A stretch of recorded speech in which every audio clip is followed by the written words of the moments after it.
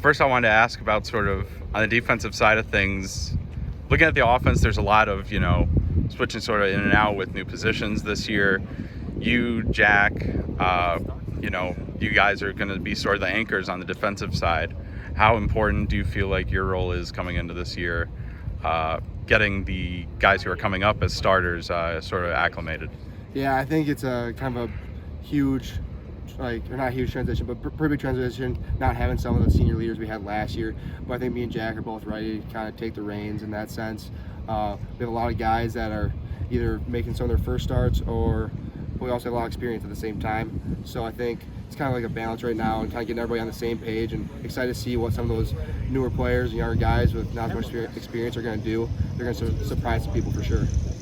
And then what are some of the things you've done over the off season to sort of improve things in your game you're trying to work on?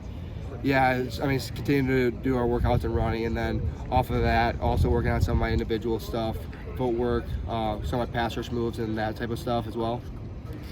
And then lastly, you guys got to the first round last year, had an early first round exit, were co-WIAC champions.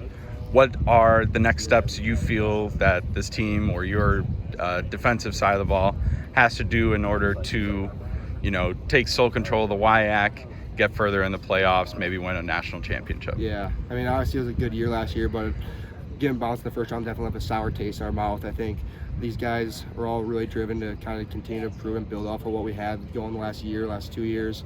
But taking that next step is definitely vital for us, and I think doing whatever it takes to get there is kind of what we're all about right now.